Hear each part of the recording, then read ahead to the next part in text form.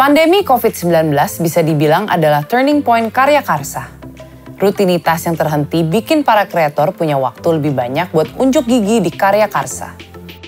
Mas Aryo, karya karsa ini kan sebelum pandemi udah ada ya? Nah, dengan adanya pandemi sekarang ini, ada nggak sih perubahan yang lumayan terasa? Sejak Maret sama April, di mana kita udah mulai harus bekerja dari rumah, itu justru kelihatannya pendaftaran kreator maupun pendukung yang mau mendukung kreator itu naik cukup tajam. Jadi kita lihat malah minat dari kreator maupun usernya itu naik. Karena mungkin karena pandemi, bisa jadi karena pandemi, kemungkinan besar karena pandemi. Tapi lu sadar gak sih karena pandemi ini banyak sekali kreator yang kehilangan pekerjaan, lalu mereka beralih menjadi full time creator di karya karsa? Konsep awalnya karya karsa itu kan jadi alternatif masukan untuk kreator. Jadi bahwa akhirnya ternyata karya karsa jadi penghasilan utama itu tentunya di luar dugaan kami. Ini jadi situasi yang sayang banget karena pandemi, tapi jadinya memang plus point karena kita jadi bisa membantu kreator yang mungkin nggak ada pilihan lain untuk berpenghasilan. Sekarang ada karya karsa untuk dia.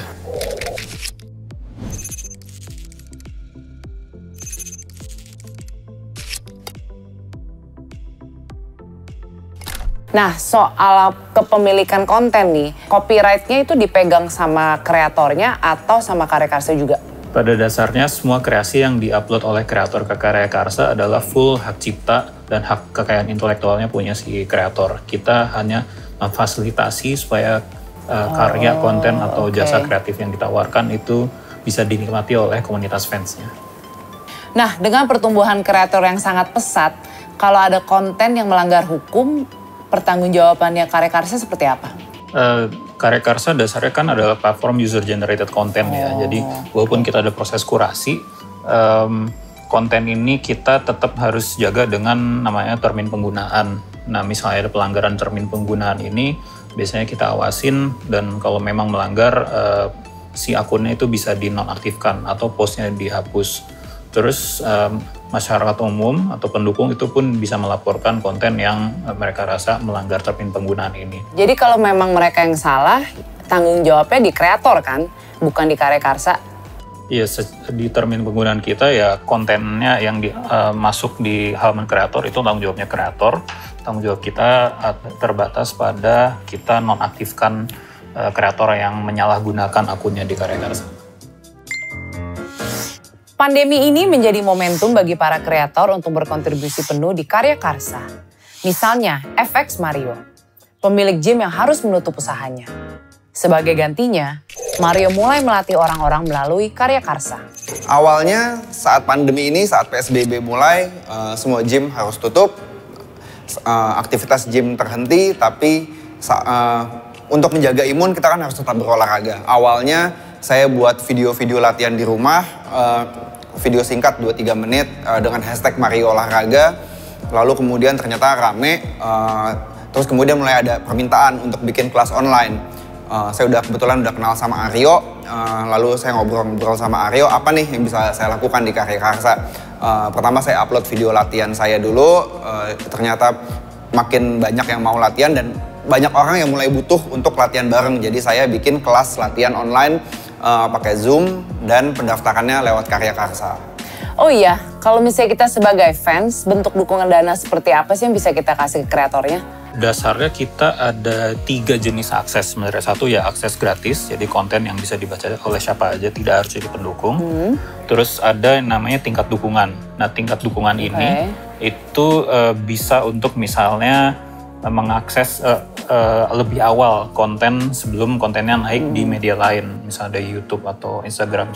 Terus bisa juga untuk kasih tip aja, tip jar. Tingkat dukungan ini itu sebenarnya untuk mengakses konten apapun yang ada di tingkat dukungan itu selama 30 hari.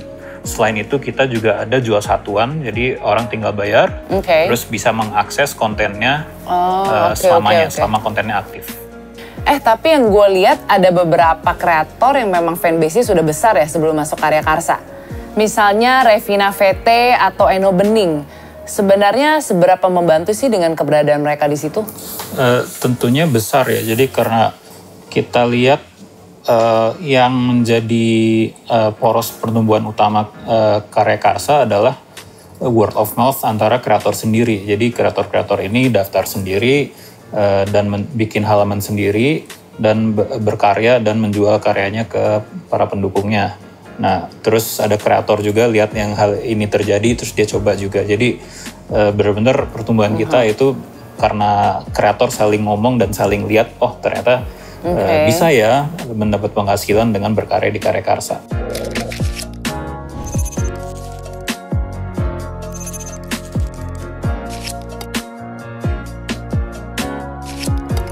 Tapi bener gak sih yang membuat kalian beda itu karena kalian tidak mengejar viral atau popularitas pada para kreatornya?